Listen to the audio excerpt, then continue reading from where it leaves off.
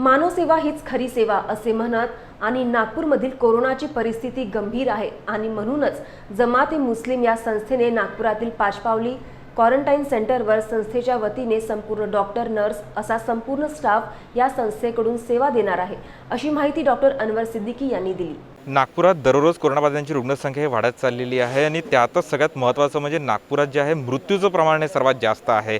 अशा परिस्थितीत रुग्णांना बेडसुद्धा अवेलेबल होत नाही आहे, अशा परिस्थितीत रुग्णांना ऑक्सिजनसुद्धा मिळत नाही आहे आणि या संपूर्ण परिस्थितीत नागपुरातील पाचपावली क्वारंटाईन सेंटरमध्ये फार मोठ्या प्रमाणात नागपूर महानगरपालिकेच्या वतीने इथे 85 बेड्सची व्यवस्था करण्यात आलेली आहे। ऑक्सिजनयुक्त हे संपूर्ण बेड्सची व्यवस्था करण्यात आलेली आहे आणि अशातच एक सामाजिक संघटना जमात ए इस्लामी या संस्थेच्या वतीने इथे संपूर्ण जो स्टाफ आहे तो इथे अपॉइंट करण्यात आलेला आहे आणि याच जमात ए इस्लामी संस्थेचे आपल्याकडे डॉक्टर अनवर आहे। आपण त्यांच्याकडून जाणून घेऊया की नेमकी कशा पद्धतीची ती सुविधा इथे पुरवणार आहेत। सर क्या बताएंगे, ये जो संपूर्ण अरेंजमेंट आपने किया है यहाँ पे किस तरह से व्यवस्था की गई है और आपका क्या महत्व की भूमिका है इसमें? जी, एक्चुअली ये सारी जो सुविधाएं हैं, जो सामान है, जो असेट है, ये एनएमसी ने हमको प्रोवाइड किया है। एनएमसी का यहाँ सीसीसी कोविड केयर सेंटर शुरू था, तो अब वो उसको डीसीएचसी बनाना चाहते थे, लेकिन उनके पास में स्टाफ की कुछ कमी थी। तो एनएमसी के पास जो स्टाफ था, उस स्टाफ में जो भी डिफिशेंसी हमको महसूस होती वो हम अपने तरफ से अपॉइंट करके मिलजुल कर हम इसको अच्छा रन करेंगे। तो हम ये इस कोलैबोरेशन में बेसिकली एनएमसी के साथ में medical service society of India involve है, जिसमें डॉक्टर्स की फोरम है और जमात इस्लामी इनको फंडिंग कर रही है। मतलब कुछ जो फाइनेंस की ज़रूरत है, चूँकि एमएसएस के पास उतना फ़ंड नहीं है, तो जमात इस्लामी उसको फ़ंड देंगी। जमात इस्लामी वॉलंटियर्स देंगी ताकि मॉब कंट्रोलिंग के लिए और जो लोग रिश्तेदार आएंगे उनके काउंसलिंग के लिए जमात इस्लामी सोशल वर्कर्स देंगी। तो इस तरह से ये हम लोग मिलजुल कर इसको ऑर्गेनाइज़ कर रहे हैं और हमारी उम्मीद ये है कि इसके अलावा जो दूसरे डीसीएचसी हैं उन सबसे अच्छा परफॉर्मेंस इसका रहेगा, अच्छे रिज़ल्ट ओरिएंटेड काम हो सकेगा, क्योंकि गवर्नमेंट बहुत स्ट्रेस में है, उनके पीछे बहुत ज़्यादा जिम्मेदारियां हैं। तो जब वॉलंटरी लोग खुद करने के लिए आगे आते हैं तो वो डेडिकेशन के साथ में काम करते हैं, तो उम्मीद है कि वो डेडिकेशन यहाँ पर अच्छा रिज़ल्ट देगा। सर टोटल कितने लोग यहाँ पे रहने वाले हैं? यहाँ पर लगभग 80 तो बेड्स हैं जिसमें पेशेंट्स हैं और हर 4 बेड पर एक स्टाफ नर्स जो है जीएनएम बीएससी नर्सिंग को हमने अपॉइंट किया है। साथ में एमबीबीएस डॉक्टर्स हैं, 6 एमबीबीएस डॉक्टर्स को हम यहाँ पर हैं, कंसल्टेंट्स हैं। उसके अलावा हम आयुष डॉक्टर्स को यहाँ अपॉइंट करेंगे जो इमरजेंसी मेडिकल सर्विसेज को देखेंगे। उसके अलावा हम एएनएम नर्सेस को यहाँ अपॉइंट कर रहे हैं।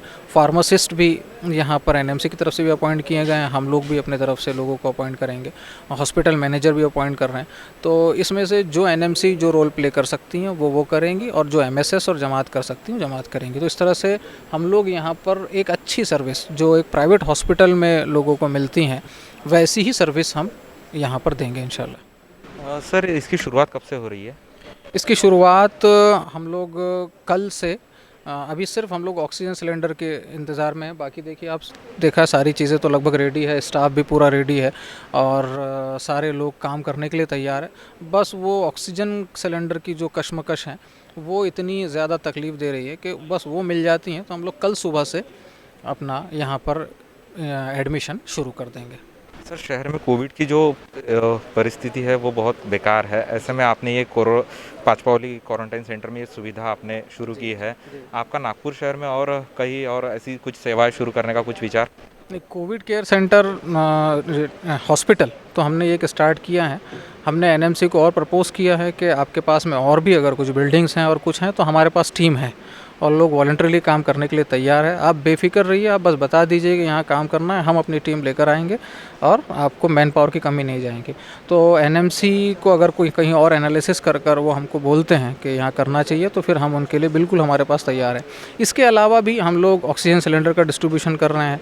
तो जिस क्षेत्र में हो सके, जहाँ लॉकडाउन में लोगों को खाना खिलाया, मरीज़ों को ऑक्सीजन दिया, मरीज़ जो इलाज नहीं कर सकते तो उनको पैसा भी दिया, फंडिंग में मदद की। अब जो स्वास्थ्य सेवा प्रदान करने की कोशिश है वो हम कर रहे हैं। तो पिछले 1 साल से हम लोगों ने अपनी यथासंभव प्रयास हमने अपने तरफ से किया है और बस यही उम्मीद करते हैं कि ये सारा प्रयास जो हैं वो किसी स्वार्थ के लिए नहीं है, बस अल्लाह की रज़ा के लिए हैं। तो वो खुश हो जाए तो हमारा ये सारा सब सफल हो जाएगा।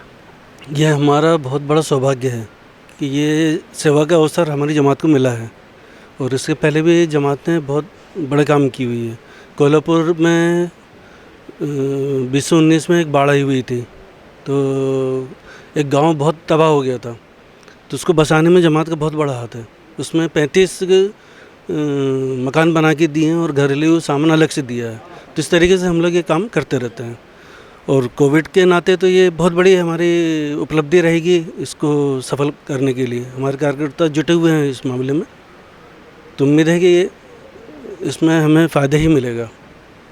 सर, कोरोना की जो पूरी परिस्थिति है इसमें और आप क्या क्या योगदान देना चाहेंगे कि आपकी संस्था किस तरह से और आगे योगदान करने वाली है? नहीं, अभी तो सिलेंडर दे ही रही है हमारी जमात, और कम से कम 800 से 1000 मरीज़ों को दे चुकी है वो। तो इस तरीके से ये काम चलता रहता है।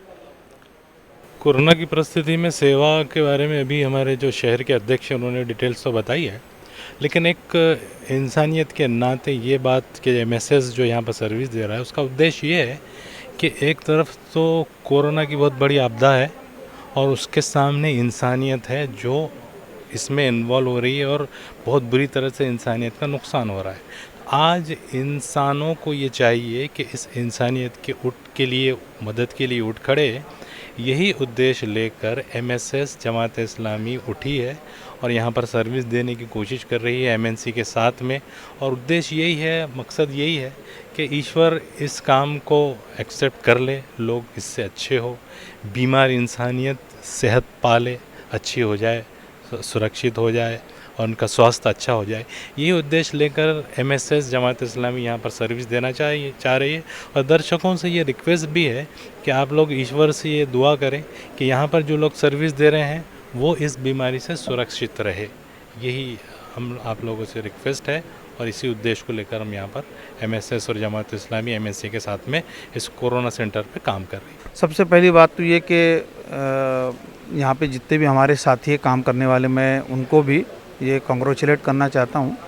एमएसएस की पूरी टीम को, जमात इस्लामी नागपुर सिटी की टीम को, कॉरपोरेशन की टीम को, कि उन्होंने इतनी विकट स्थिति में एक बहुत ही अहम डिसीजन लिया है। और हम समझते हैं कि इस डिसीजन को जो उन्होंने लिया, अगर बहुत प्रॉपरली आगे तक के लेकर के जाते हैं तो इससे बहुत से मरीज़ों को बहुत फ़ायदा होगा। अभी जिस विकट स्थिति में पूरा समाज है, और ख़ास तौर से नागपुर शहर इस टाइम पे पूरे इंडिया में 3rd नंबर पर है कोविड केसेस के हिसाब से। तो इस तरह के डिसीजंस और इस तरह के काम और हॉस्पिटल और कोविड सेंटर्स की बहुत शदीद आवश्यकता है, और इसको जैसा इस्टेब्लिश इन लोगों ने किया है, मैं कॉन्ग्रेचुलेट करना चाहता हूँ और ईश्वर से प्रार्थना करता हूँ कि मालिक करे कि इससे हमने जो रिज़ल्ट सोचे हैं, जो फ़ायदा हम आम जनता को पहुँचाना चाहते हैं, वो फ़ायदा उनको मिल सके। तर एकंदरित परिस्थिती आपण बघितली तर आपण बघू शकता इथे ऑक्सिजन बेडची व्यवस्था करण्यात आलेली आहे। जमाते इस्लामीच्या वतीने इथे संपूर्ण स्टाफ अपॉइंट करण्यात आलेला आहे।